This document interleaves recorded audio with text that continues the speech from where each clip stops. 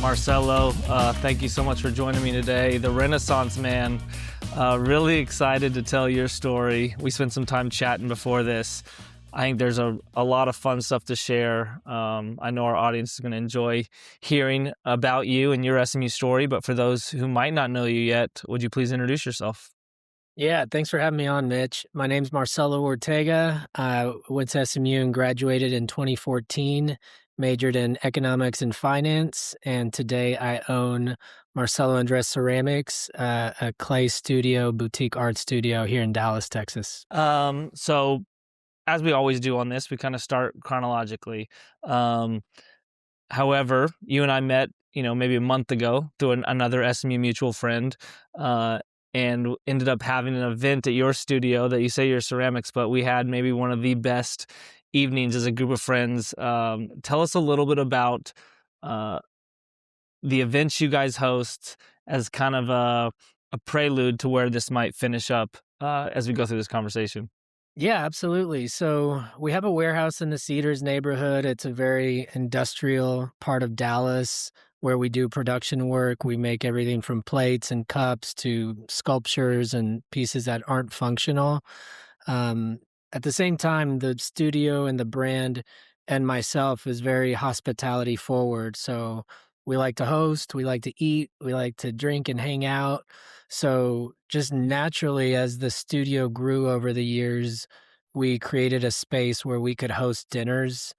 And because we work with so many chefs and hospitality professionals, the idea evolved to host dinners first just for fun with the staff and friends, and then eventually on more of a formal level as ticketed events or private dinners. And so it was a really kind of beautiful evolution of, hey, this would be fun, but also it turns out there's people who want to sign up for this and want to make this their weekend plans. Absolutely. And you guys do an incredible job of putting an emphasis on the importance of bringing people together and how your art and your relationships can do all that. And we felt that in our moment in time there. But also those who are watching, you can see your ceramics behind you. But then also maybe tease where maybe people haven't heard your name or seen your face officially. Where have they seen your work in restaurants around town? Yeah, no, I appreciate you saying that. We loved having you. We've been able to work with a lot of great restaurants in Dallas specifically. My first restaurant client was Beverley's with Greg Katz, so that really put us on the map. And then as of last year, we outfitted almost everything that's in Norman's restaurant with Duro Hospitality. We're in a few hotels like the Adolphus and the French Room, or the Crescent Hotel in Fort Worth. We have some pieces in Catbird and the National. So really, we run the gamut from bigger restaurants like Written by the Seasons to 12 top chef's counter omakases like Pearl Sushi. Love it. So I had you start with all that because I imagine you listen to this, you're watching this. Okay, Marcello was an artist from day one. He knew he wanted to create. That's not the case. That is, so now we'll take it back. You're a Dallas kid. You went to school here in town, ultimately chose SMU for your undergrad. Tell us a little bit about that decision, being from Dallas. What attracted you to SMU? Yeah, absolutely. So I grew up in Dallas, went to high school at St. Mark's, and was always fully aware of the reputation SMU has, especially the business program. So it was an easy thing for me to want to, attend the school, and having such proximity to it, having family here. I wanted to pursue a business degree initially, so that's how I ended up at SMU. And had that creative side kicked in yet? Were you making ceramics? Were you an artist, or was it kind of more like the rest of us, just kind of figuring it out as an 18-year-old ready to go to college just for that initial check the box? That's what I'm supposed to do. Yeah, no, that's a good question. I mean, honestly, I in high school and since I could walk, I really identified as a soccer player over anything else. Big soccer family. My brother made it just below the national team for the U.S. He played regional, and so I grew up following him around and playing select, and soccer was everything. So I always had plans to do that, and then as it started thinking how I would move away from soccer because I wasn't gonna make it big, my thought was business and something that was math centric, so that played a big part in my decision to go to SMU.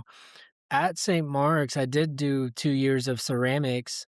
In my mind at that time, it was an elective, it was something I loved, but it definitely hadn't clicked that I would ever, A, do it again, and B, monetize it. It was just something that I really enjoyed as an elective. And you said something when we were kind of debriefing before that I think is very valuable and I think can be missed, or at least was missed in my experience, is when you got into school, you were very thoughtful about what am I going to study and am I going to like truly embrace that moment, right? I think a lot of us get to college and we're like, sweet, I'm away from my parents, and you don't really like fully embrace. All right, what am I trying to learn? What am I trying to understand about the world?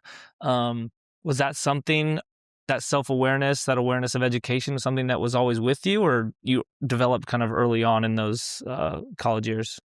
And I wish I could say I had that awareness really early. But hindsight's 2020. At the time, all I knew was that I was in a really great environment. I was in some really great classes, and I wasn't feeling fully engaged in what I was studying, what I was doing. I was paying for school myself, and so I was fortunate to have, parents who supported the idea of me taking a break Hmm. and, really understanding what is it that I want to do. And if I'm not hitting it 100%, then we need to change something. So at the time for me, it was kind of an easy decision to take a break from SMU, recalibrate, and figure out what it was that motivated me. I love that. I think a Yeah. lot of people can appreciate that or take that advice because they're, as we said, college doesn't have to be this linear 4-year path, start to finish, right? Find what works for you. And for you, you decided you knew you had a Spanish speaking skill. How could you weave that into work or something that you like? So tell us a little bit about what you did in that break. Yeah, so I ended up getting a role at the time it was the largest immigration firm, a law firm in Dallas called Reyna and Bates, and I got an entry level position answering the phones. I did that for about 3 months and then got promoted to a legal assistant, so essentially direct support for the attorneys in the firm. Did that for a few months and then got moved up to a paralegal. So I got introduced to this really fascinating world of, the legal system, the immigration system, and just seeing the people that I was impacting on a day to day basis was really inspiring. I felt stimulated again. I was learning about all these new things and how that whole system works. So I got ramped up there pretty quickly and really enjoyed it. Yeah, and I think, I had to remind you of something, that you had forgot you'd done. The entrepreneur bug began at that time, and you even started your own business, through seeing a need there, right? Yeah, absolutely. So, part of the process for immigration work is submitting birth certificates, marriage certificates. A lot of times those are in Spanish, so we would outsource the translation of those documents. So I asked my bosses if I started my own translations company, if we could just use my company for all of that. And so that worked out. So I started Translations Plus and really started to understand running your own side hustle and how beneficial that could be. For sure. And then, so it seems like you're very much love the work you do, enjoying the legal process. You kind of knew, all right, I will finish my degree at some point. So ultimately, as you said, the plan was, all right, let's go back to SMU, study some things I like, but with the end goal of going to law school, right? Yeah, one of the partners at the firm ended up opening his own firm, and then took me with him, and we worked together for I think a couple years. And I'd really kind of hit the ceiling on the paralegal work. So at that time, the next step was for me to get a law degree so I could go to court and, kind of continue growing in my development in that field. So I always planned to go back to SMU. That felt like something that I hadn't finished. It was like a loose knot that I wanted to tie up. And so SMU was great about me getting back. I had to choose a major. My understanding was, there It wasn't like a pre-law major, it wasn't gonna move the needle too much, so what's something I really enjoy that'll get me through these last 2 years? And I ended up deciding on economics. I was always really good with math, and I met with Dr. Fomby in the economics department, and he got me really jazzed about that department, and so I chose that field simply as something to get that degree so then I could apply to law school, and throughout that whole time, I was gonna continue working with this immigration firm and really stay in that field. And then how far into, you come back to school, you have this real world experience, you kind of have this driving motivating factor of saying, hey, I'm going to finish my degree, go to law school and get back right into this work I've been doing. How far into those years back at SMU that you ultimately fell in love with economics and finance and were open to pursuing a new career after that? Man, it happened pretty quick. Definitely in my first year, the more I learned about, got into the curriculum and really like the real world application of what people were doing with this degree. Like, what do you go on to do? And that took me more to a finance oriented aspect of it versus Hmm. the economics, which I saw more application of like being an economist or being a teacher. But with finance, there was investing and all these different levels of investing that you could do. And I was super fascinated about that. I ended up interning at a boutique investment firm and identifying people in my network who had jobs that I wanted. And so I Hmm. started to ask, what are they doing and how do they get there? And so you mentioned at St. Mark's a couple ceramics electives. Between those electives and where we are now in the timeline, where did the artistry, the kind of ceramics, the pot, like, did any of that live on during that time, or was it kind of dormant? Yeah, it's so funny because same situation. I needed an elective. SMU had a ceramics class, and it was the single most busy semester I had at SMU, maybe my entire life. I was taking 18 hours, including the ceramics program, and I was studying for the CFA level one. Oh my gosh. And so, but, when you're in it and you're engaged, it was awesome. Right. Like, Yeah. and so I was spending so much time in that studio, uh, but it honestly, it still didn't click that I might do this later. I just thought, "Oh, this is something I get lost in while I do my real work," the economics. Awesome. So the years roughly 2014, you're wrapping up your degree, you're thinking about a career in finance. Walk us through that journey of 2014 graduation, taking on a more traditional job path, Mhm. and how does that coincide with the formation of the ceramics business we know you now for? Yeah, I was in a really fortunate position. I had been interning at that boutique investment firm, and they offered me a full-time role. And I had also received a full-time offer from a much larger company, a Fortune 1000 company. And that was like my huge decision. And I give all the credit to one of my mentors at the time who was at the boutique firm, who I talked to about this openly and one of the thoughts were you could go to this big firm, and if you want to move back to a smaller boutique firm you can make that move in the future. It'll be more difficult to work at a boutique firm and then move your way up to a large company. Hmm. So I was like, okay, we're gonna go work at this big company. um at During that semester at SMU where I did ceramics, I got connected to a wood firing, a wood kiln. These kilns are pretty rare. It's the original way ceramics were fired, and this particular kiln was located at Cedar Creek Lake. It's this beautiful lakefront property, and I got connected to these artists who would do this firing once a year. It takes a few days. You have to stoke this flame for like 40 hours consecutively. And so that experience at SMU in that class kept me connected to ceramics. So I would go back to that firing once a year. And eventually I started making work and eventually I started leading my own firings. But at that time, Mm. I was just like, I introduced myself to the owner of the house and to the owners or to the other artists and said, can I just come back and like chop wood for y'all? I just want to be around. But even then, it didn't occur to me that I was going to do more with this. I was just like, this is such a cool thing to do once a year when I'm not working and building my career. Mhm, mhm.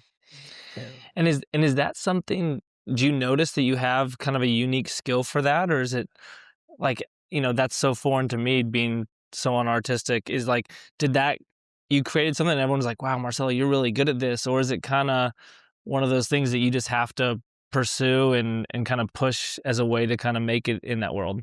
This is such a good question because I love talking to folks who are either thinking about doing something creative or creative entrepreneurship or really anything. You'd love to think that you're just like destined for this or you were just killer at it since day one. And yeah, I mean, I wasn't bad at it. And I did get some recognition in high school. And, you know, if you split the class, I was probably one of the stronger students at the Mhm, SMU class, but by no means was I the best artist in the room in any of those rooms. mhm. We had some really amazing artists at St. Mark's. And so I thought it was good. Um, but I wasn't like, "Oh, okay, the world's validating my skill here. I need to follow it." It was really just, I'm super interested in this. There's endless amounts of things to learn. And then kind of later on, skipping ahead, when it did start to click that I could create a business around this, that's really when the gears started turning of, is there another company or studio in this market doing X, Y, and Z. And so from a business viability standpoint, it seemed really interesting. And at that point, my thought was never like, I'm not good enough. And if anything, I had people telling me like, are you sure? Are you sure you're good enough at Yeah, this? And I yeah, was like, oh yeah, that I'm, you know, I think you have to be a little delusional in your absolutely. skills as an entrepreneur. I think it's actually really important to do that. Yeah. So let's go to that point in time. You have a career uh, in corporate finance. You can see yourself developing that and working your way up in different segments. And obviously you like it, but you're still pulled to this kiln, this life of ceramics. Where was it where you were like, and how did you think of it from a business mind of like, okay, there's a void maybe in this marketplace here that I could go and create this, or even just like, how do you conceptualize thinking about what a business looks like in ceramics?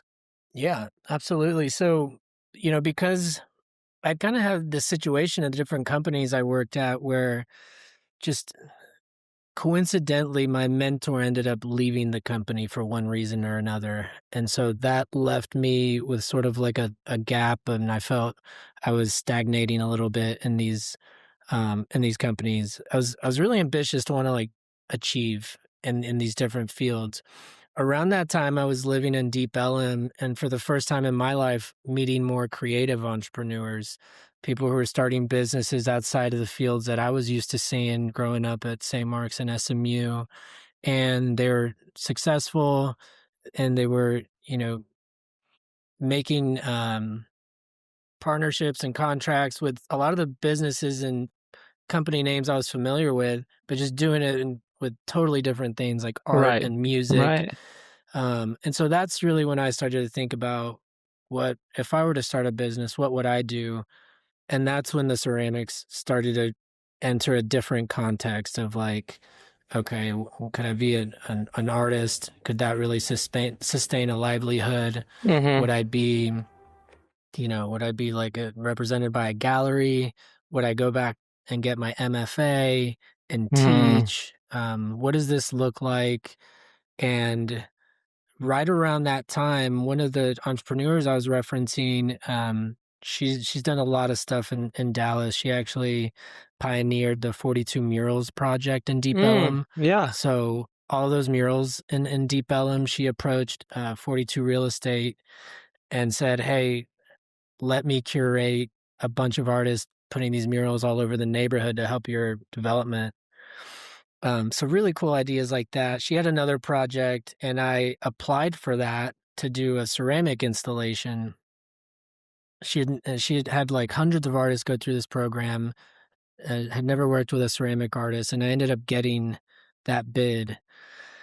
And so at that point, I had to dive in head first. Yeah. It was like a 3-month scope project. I was given 4 large walls in this, campus in this corporate office to install Wow. work. I didn't even own a wheel at the time, much less a kiln. Right. Um, but I was like, I'm gonna get a lump sum. I've got my savings. I've got my CFA level 1. Yeah. Like, the universe is telling me to dive in right now. And if it doesn't work out, I can come back to something that I actually do enjoy, which was, working in the investment finance Yeah. field.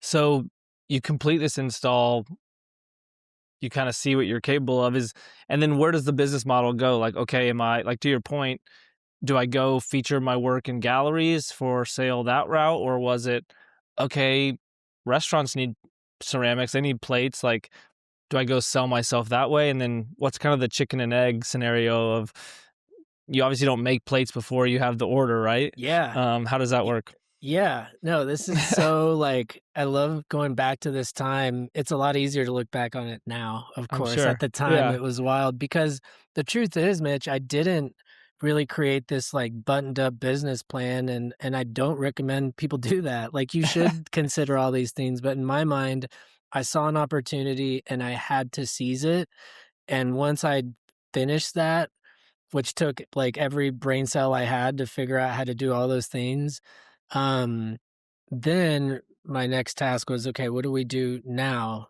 First and foremost, I need to let everyone I've ever met know that I make ceramics, right? Mhm, mhm. And then really testing the market for, is it classes? Is it floral vases? Can I make my own sculptural work? Mm, And like, I started really to try everything, to be honest with you. yeah, And so I received business in each of those segments.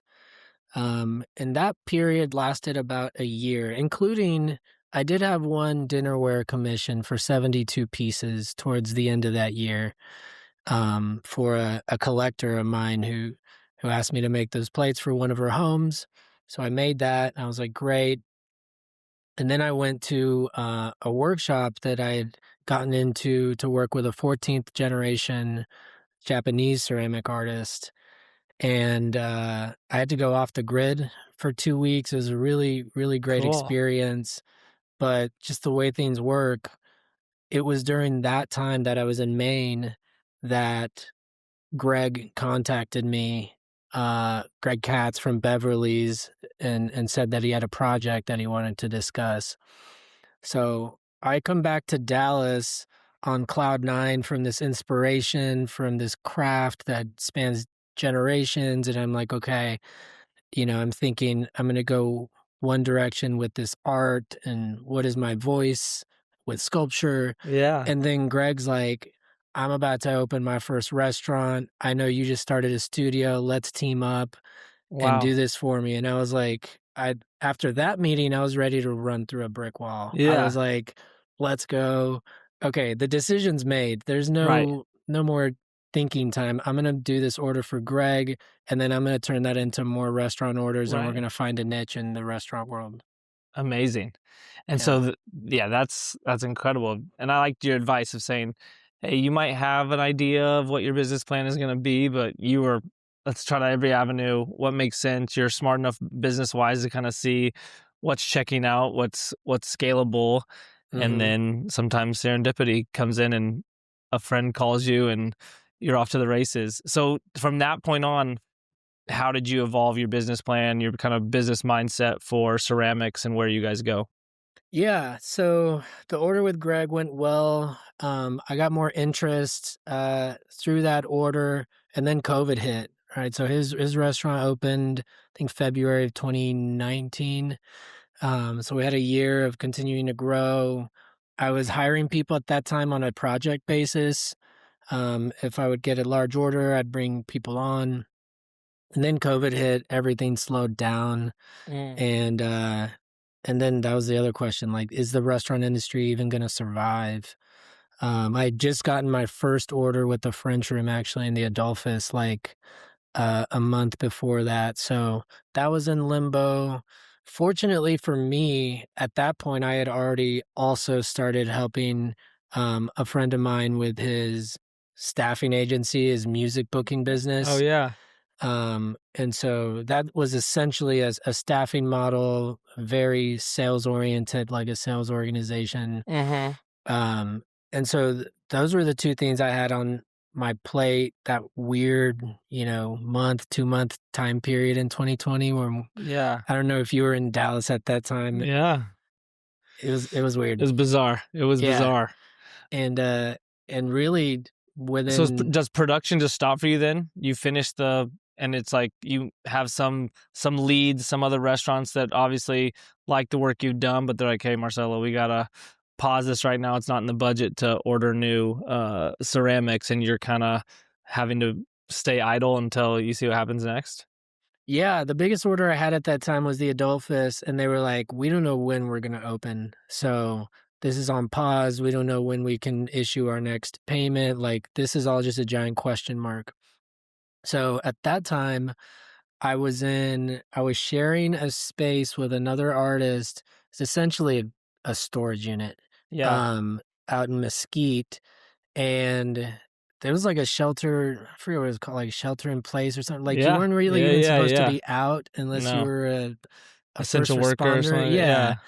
So I would go to that space every day and just work and catch up on things. However, my neighbor had some sort of like hairdressing business or something. Anyways, they Mhm. made a bunch of noise and got busted by the cops. Oh And no. the cops ended up knocking on my door, and they're like, "Well, what are you doing?" I'm like, "I'm not doing anything.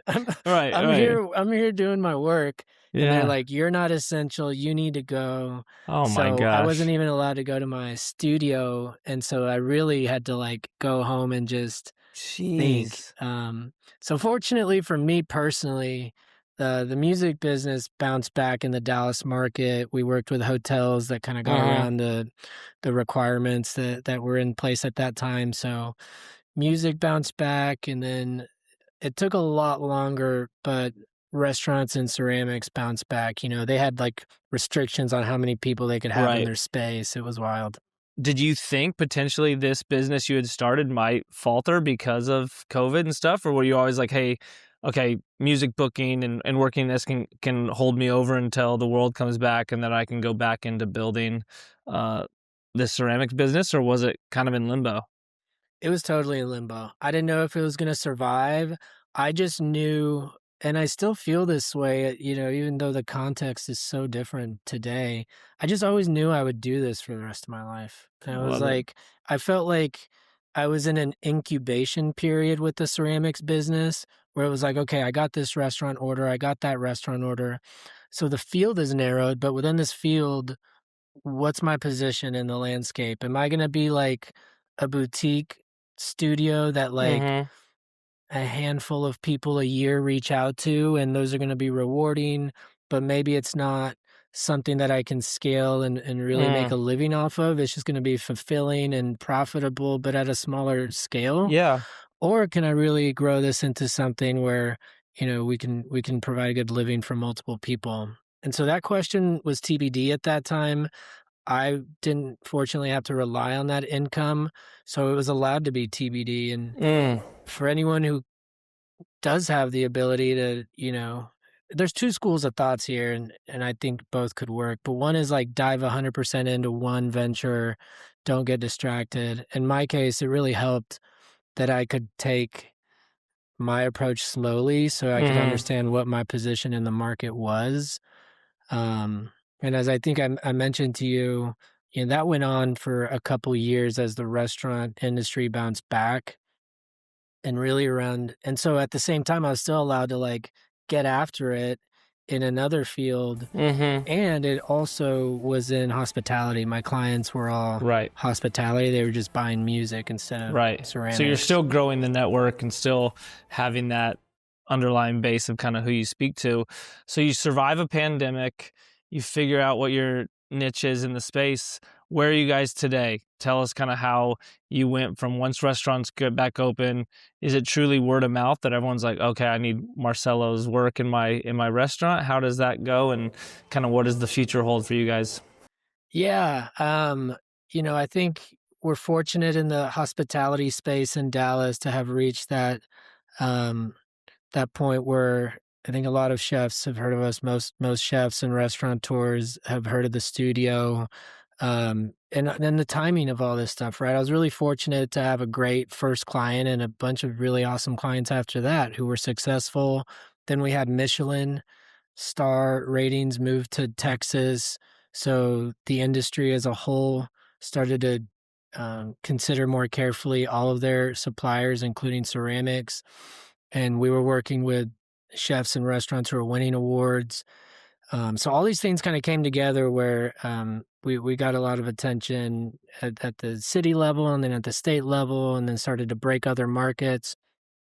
And you know, as that happened, people who go to these restaurants, especially like the first tier of people who are like your absolute foodies, or they used to be a Mhm. chef and now they're not, they're catching, the plates are catching their attention. And then from then, kind of word spread of like, how can we get these for our home, right? Do I Yeah. have to be a chef? Do I have to buy 200 of these? Right. How can I work with you? So the idea was always for us to be able to share the work with people's homes. Like, I mean, going back to like how I grew up, right? Like big family dinners, family style. So Yeah. my parents are like, we need these plates in our home, right? For sure. My siblings. So Yeah. that was always the goal. The idea in my mind from a business perspective was that if I could build a baseline wholesale pipeline of business that would take care of our overhead, that would allow us to scale at a medium pace, Mhm. and then I could take that and either grow our direct to consumer business and Yeah. also give me time to play and sculpt and do work that really was the other side of my brain, right? And give me that kind of release. Yeah. No, I love that. And so the direct to consumers up, people can find you guys today to shop online, right, for their home. I know we've got some in our house, but they can go to the studio. But then also outside of that, you're still, supplying restaurants. Is it nationally with ceramics and plates? Yeah, I mean, we really ship worldwide. We're getting orders from all over the country, Wow. every day. So we're really fortunate to be growing that online e-commerce business and growing our fulfillment part of the warehouse and all that fun stuff. So our website, marcelloandres.com, is where you can shop our core collection of plates and cups. And then if you are local to Dallas or ever in the city, please come see us. We've got a retail space that I'm in right now. We host events. We're always trying to find, ways to get people here and to have a good time and connect.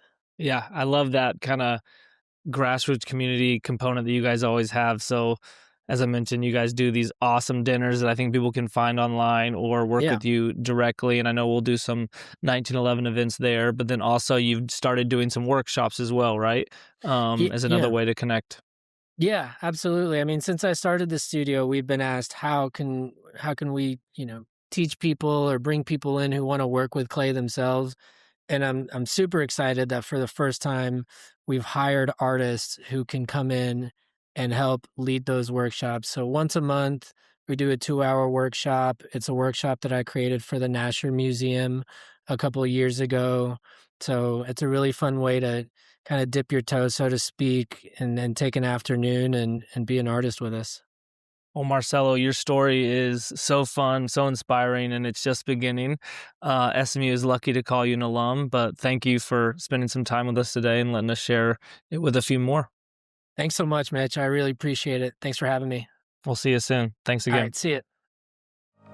Thank you to our sponsors, Sewell Buick GMC, Agility Holdings Group, Probity Advisors, Sound of a Rose, Hilltop Property Tax, Security National Bank of Texas, Boyd, Shackelford, Barnett, and Dixon, Bigham Agency, Life After Ball, SMU Cox School of Business, and Mignon Steakhouse.